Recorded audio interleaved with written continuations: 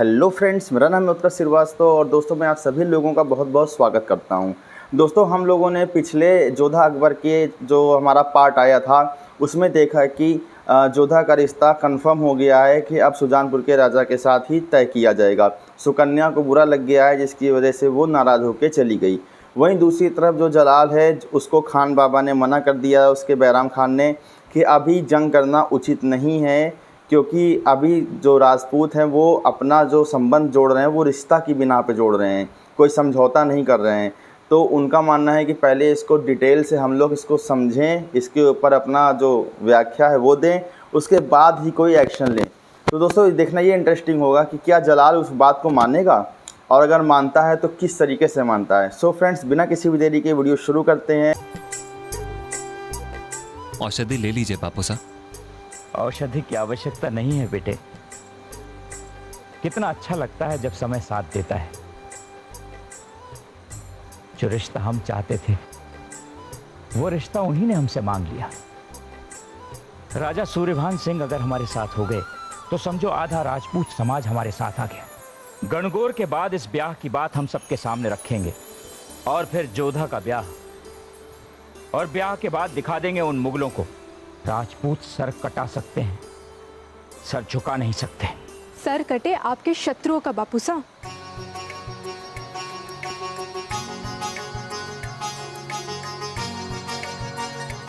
इसे पी लीजिए। जीत का समारोह मनाने के लिए शरीर का साथ भी तो होना चाहिए। जब आमेर का भाग स्वयं औषधि दे रहा हो तो कैसे मना कर सकते हैं।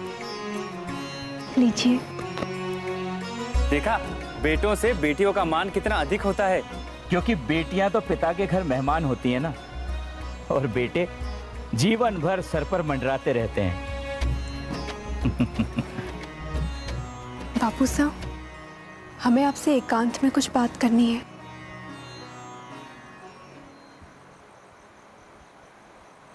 कहो बेटी, क्या कहना चाहती हो। हमें डोली के बारे में कुछ कहना था। डोली जो राजा सूर्यभान के महल में जाएगी। अवश्य जाएगी। हीरे जड़ित होगी, वो सोने से बनी हुई होगी और इतनी सुंदर होगी कि पूरे राजपूत समाज में कभी किसी ने इतनी सुंदर डोली नहीं देखी होगी। और जिसमें सुकन्या बैठी होगी।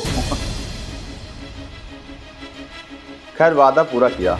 तो राजा सूर्यभान को पसंद करती है बापू साहब। तुमने बेटी की तरह हमें औषधि दी और हमने पिता की तरह ले ली, किंतु यदि तुम राजकुमारी की तरह बात करोगी तो हमें राजा की तरह आदेश देना पड़ेगा।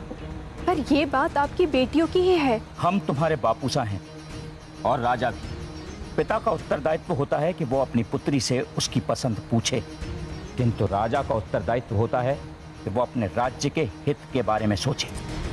और हमारा उत्तरदायित्व है अपनी बहन के बारे में सोचना। बड़ी बहन के होते हुए छोटी बहन का ब्याह, ये राजपूतों की परंपरा नहीं है जोधा। और दूसरी बात, सूर्यभान सिंह की पसंद तुम हो, सुकन्या नहीं। पर हम देखी कौन देखी, सुनी कौन सुनी कैसे कर दे। हम सुकन्या की पसंद को कैसे छीन ले बापू साहब। हमारी दी हुई छूट को तुम अपनी मनमानी का अधिकार मत समझो जोधा। जितनी छूट हमने तुम्हें दी है उतनी छूट पूरे राजपूत समाज में किसी और लड़की के भाग्य में नहीं। और हम भी यही चाहते हैं कि तुम्हारा ब्याह राजा सूर्यभान सिंह के साथ हो। हमें केवल अपनी बेटी नहीं, आमेर की सारी बेटियों का ध्यान रखना है।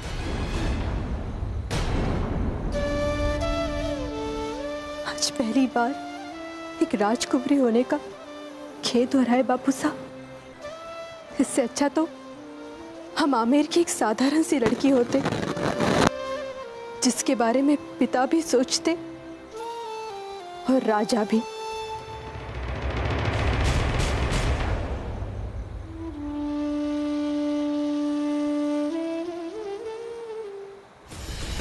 आ गया।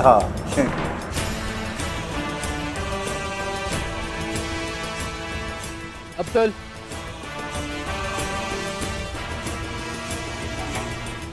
गुस्ताखी माफ हुजूर, पर हम जा कहाँ रहे हैं। आमेर के सीने पर पैर रखने। राजपूतों की पगड़ी की लंबाई माप लें। क्या आमिर? पर सुना है राजपूत अपनी बेटी की खूबसूरती अपनी पगड़ी में छिपा कर रखते हैं। पर खान बाबा ने ताकीद की है कि जंग से पहले आमिर जाना खतरे से खाली नहीं। किसी ने शहंशाह को पहचान लिया तो?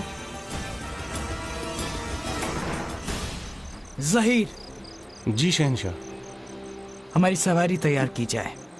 लेकिन शहंशाह, खान बाबा की गैरहाजिरी में हम उनको क्या जवाब देंगे आपकी गैरहाजिरी का?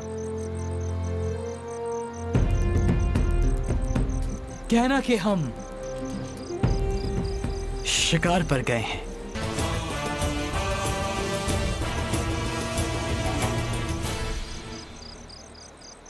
ज़हीर। जी शहंशाह।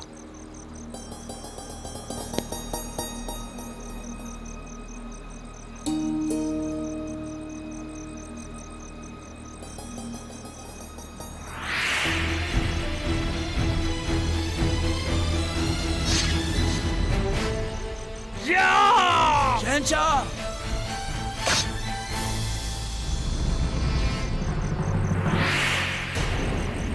सांप था शहंशाह, आपको डसने ही वाला था। हमें तुम्हारी वफादारी और तुम्हारी अक्लमंदी पर हमेशा से नाज है। तुम एक बेहतर सिपाही हो। आपकी हिफाजत करना मेरा ईमान है शहंशाह। हम जानते हैं कि यह तुम्हारा जज्बा है, पर अपने शहंशाह पर भरोसा रखो। खान बाबा के लौटने से पहले हम सही सलामत वापस लौट आएंगे। जी शहंशाह।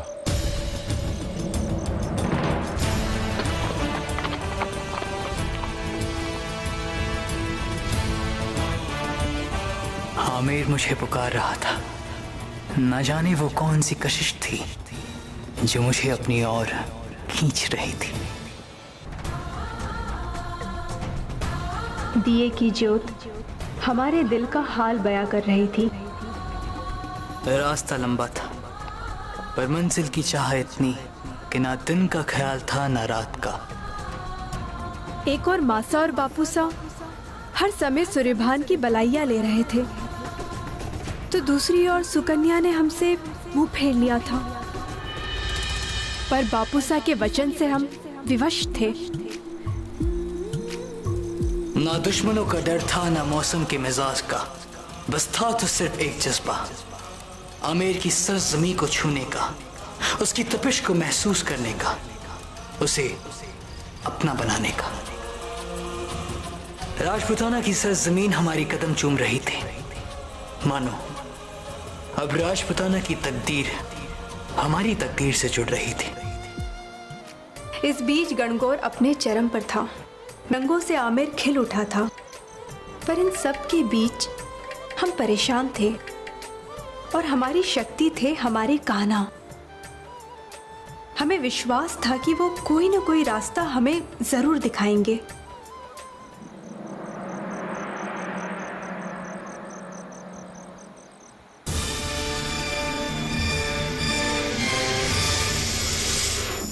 आमिर का पहला दीदार हुआ था हमें, अब बस उस राजकुमारी के दीदार की चाहत थी। जश्न गणगौर का आखिरी दिन था और हमारा आमिर की सरहद पर पहला। लगता है जश्न गणगौर अपने चरम पर है। तो क्या करेंगे शहंशाह?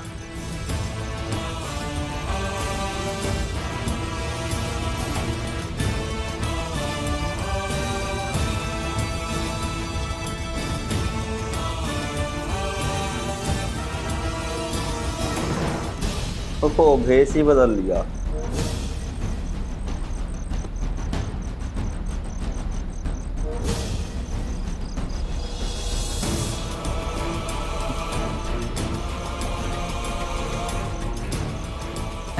ज़मीन राजपुताना, आपको जलाल का सलाम।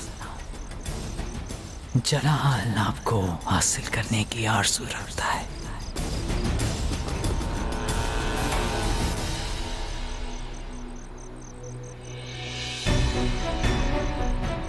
वाकई कितना खूबसूरत है ये आमिर।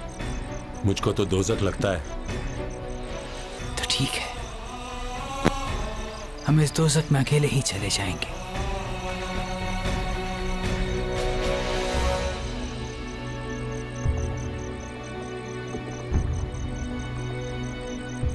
तुम यहीं रुकना हमारी शमशीर के साथ।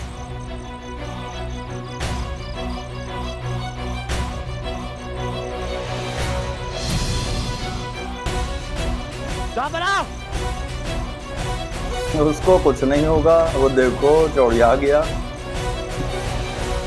बहुत बड़ा वाला है।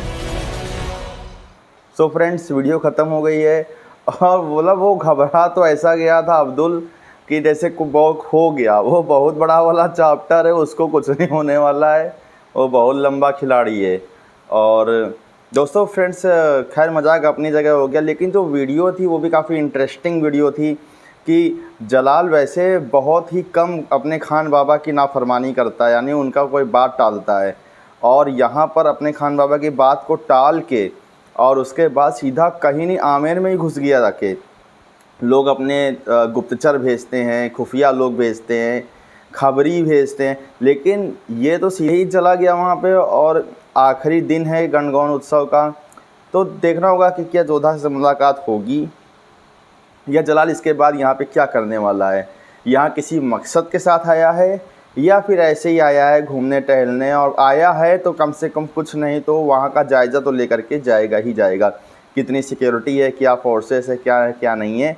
और रही बात जोधा की, तो खैर ये बात तो माननी पड़ेगी कि जोधा भी अपनी बात की खरी है। उसने भी प्रयास तो किया, अपनी माँ से भी प्रयास किया, अपने बापू साहब से भी प्रयास किया, लेकिन अब जब कोई उसका सुन ही नहीं रहा है तो वो भी क्या कर सकती है। और क्योंकि सीरियल की जो टाइमलाइन है, जो इसकी स्टोरी है, वो भी यही कह रही है, तो वो पॉसिबल नहीं है। अब फ्रेंड्स चलिए दोस्तों, वीडियो तो काफ़ी इंटरेस्टिंग रही है, आगे की आने वाली वीडियोस में भी बहुत ही ज़्यादा मज़ा आने वाला है। सो फ्रेंड्स वीडियो ज़रूर देखिएगा, कोई भी वीडियो का कोई भी पार्ट आप मिस नहीं करेंगे, क्योंकि दोस्तों फिर वो मज़ा नहीं आएगा।